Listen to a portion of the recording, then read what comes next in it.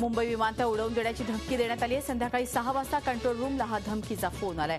2 February आधी विमानतळ उडवून देण्याची धमकी या कॉलवरून देण्यात आली आहे। यामुळे मुंबई विमानतळाची सुरक्षा व्यवस्थेत वाढ करण्यात आली असून या कॉलचा तपास पोलीस करत आहेत।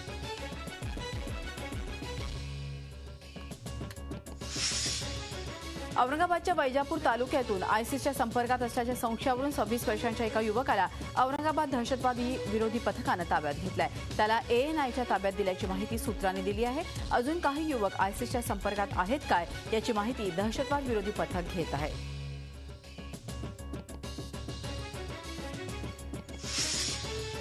विमानात बॉम्बस्फोट करण्याची धमकी देणाऱ्या युवकाला पुणे ATS आणि रेल्वे पोलिसांनी अटक केली आहे। पुणे ATS आणि रेल्वे पोलिसांनी संयुक्त ऑपरेशन करून या युवकाला पाटस जवळून ताब्यात घेतलाय। संजय कुमार मिश्र अशा या युवकाचे नाव आहे। संतोषनं रात्री उशिरा पुणे कंट्रोलला फोन करून पुणे रेल्वे स्टेशन आणि भुवनेश्वरवरून मुंबईत येणाऱ्या विमानात बॉम्बस्फोट करण्याची धमकी दिली होती। मोठा गाजावाजा करून शिवसेना प्रमुखांच्या जयंतीला उद्घाटन केलेली शिवशाही बस खरतर जुनी शिवनेरीच असल्याचा धक्कादायक प्रकार समोर आलाय। झी मीडिया ही मोठी बनवाबनवी झी मीडियानं उजेडात आणली आहे। मुंबई सेंट्रलच्या भरगच्च कार्यक्रमात परिवहन मंत्री दिवाकर रावतेंनी मोठ्या दिमाखात शिवशाही बसचं लॉन्चिंग केलं, परंतु कार्यक्रम संपल्यानंतर काही वेळातच या शिवशाही बसवरचे स्टिकर्स एसटी कर्मचाऱ्यांनी काढण्यास सुरुवात केली आणि महामंडळानं केलेला बनाव लक्षात येऊ लागला। शिवनेरी बसला बाहेरून स्टिकर्स लावून शिवशाही बस म्हणून पुढे केलं गेलं। या प्रकरणी आपण कोणतीही चोरी केली नसल्याची सारवासारव परिवहन मंत्री दिवाकर रावते यांनी केली आहे।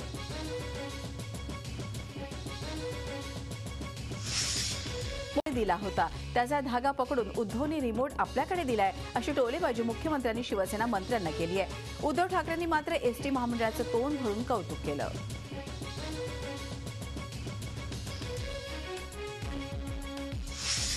भाजपला मुंबई महापालिकेत सत्ता स्थापण्याचे स्वप्न पडत असली तरी पालिकेवर शिवसेनेचा भगवा फडकवणारच असा विश्वास शिवसेना पक्षप्रमुख उद्धव ठाकरे यांनी व्यक्त केला आहे। शिवसेना प्रमुख बाळासाहेब ठाकरे यांच्या जयंतीनिमित्त आयोजित षण्मुखानंद सभागृहात आयोजित कार्यक्रमात ते बोलत होते। यावेळी पंतप्रधान मोदींनाही उद्धव यांनी टोला हाणलाय।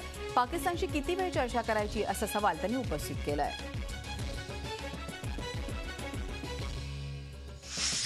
छत्रपती संभाजीराजांवर आधारित राजा शंभू छत्रपती या ग्रंथाच्या 4थ्या आवृत्तीचं प्रकाशन नागपूरला मुख्यमंत्री देवेंद्र फडणवीस यांच्या हस्ते करण्यात आलं। अनेक इतिहासकारांनी अन्याय केल्यानंतर ग्रंथकार विजय देशमुख यांनी या ग्रंथाच्या माध्यमातून शंभू राजांचे खरं चरित्र जगापुढे आणल्याचं मुख्यमंत्र्यांनी सांगितलं। बुलढाणा जिल्ह्यातल्या विकासासाठी 305 कोटी रुपयांचा प्रारूप आराखडा तयार करण्यात आलाय। त्याचप्रमाणे सन 2015-2016 वर्षाच्या पुनर्विनियोजन प्रस्तावालाही मान्यता देण्यात आली आहे। समितीनं प्रस्तावित केलेल्या आराखड्यामधून विकासाची आणि जनकल्याणाची कामं मोठ्या प्रमाणावर व्हावीत अशी अपेक्षा महसूल मंत्री आणि जिल्ह्याचे पालकमंत्री एकनाथ खडसे यांनी व्यक्त केली आहे।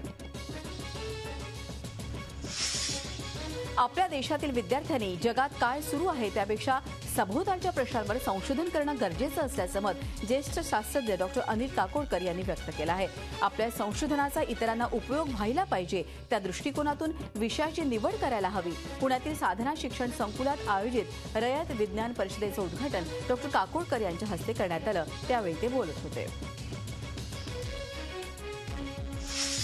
मुंबईतील रेल्वे स्थानकांना अद्ययावत बनवण्याचा जणू विडाच खासदार किरीट सोमय्या यांनी उचलला आहे। रेल्वेचा चेहरा-मोहरा बदलण्यासाठी त्यांनी अनेक नवीनतम उपाय योजले असून सगळ्या मोठ्या स्थानकांवर सरकते जिने म्हणजेच एस्केलेटर्स बसवण्याचं काम त्यांनी हाती घेतलंय।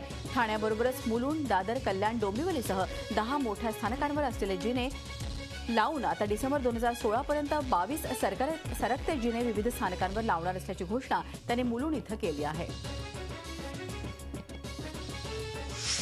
नालेसफाई ठेकेदारांवरच्या कारवाईवरून सेना भाजपमध्ये चांगलीच जुंपली आहे। ठेकेदारांच्या कारवाईचं शिवसेनेकडून स्वागत करण्यात आलंय। शिवाय ज्यावेळी हे ठेके मंजूर करण्यात आले त्यावेळी आशिष शेलारही स्थायी समितीमध्ये होते याची आठवण सेनेनं करून दिली आहे। तर आशिष शेलार यांनी नेहमीप्रमाणे ट्विट करून पुन्हा एकदा शिवसेनेला डिवचलंय।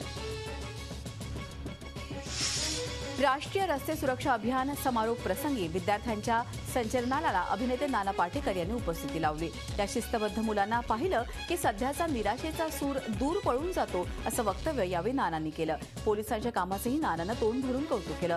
एखादं सत्कार्य हातून घडणं ही खरी देवपूजा। अभिनेता म्हणून जे केलं त्यापेक्षा नाम संस्थेच्या माध्यमातून मिळालेलं समाधान मोठं आहे असंही यावेळी नाना म्हणाला। मुंबईतील अभाविपच्या कार्यालयावर हल्ला करण्यात आलाय। या हल्ल्यात एक कार्यकर्ता जखमी झालाय। अभाविप आणि भाजप विरोधात घोषणाबाजी करत माटुंगा इथल्या अभाविपच्या केंद्रीय कार्यालयावर हा हल्ला करण्यात आला। फ्रान्सिस डिसुजा असं जखमी झालेल्या कार्यकर्त्याचं नाव आहे। अज्ञातांकडून हा हल्ला करण्यात आला असून यामध्ये कार्यालयाची तोडफोड करण्यात आली आहे।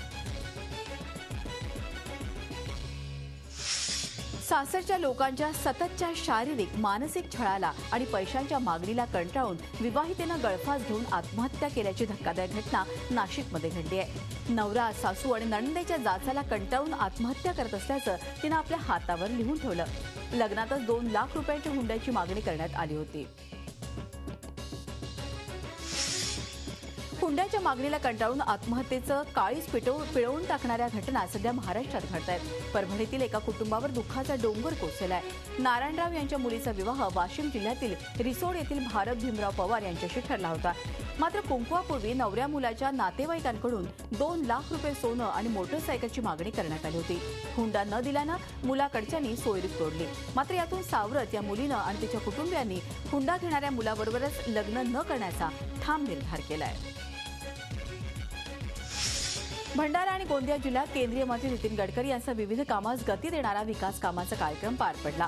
यावेळी जिल्ह्यातील राष्ट्रीय महामार्ग तसंच उड्डाणपुलांच्या कामाचं भूमिपूजन करण्यात आलं। भंडारा आणि गोंदिया येथील पुलांकरिता तब्बल 10,000 कोटी रुपयांची मंजुरी देण्यात आली। तर विशेष बाब म्हणजे आता भंडारा येथील राष्ट्रीय महामार्ग आता दुपदरीवरून थेट 6 पदरी होणार आहे। शिवाय जलवाहतुकीलाही चालना देण्याचा विचार करण्यात आला आहे।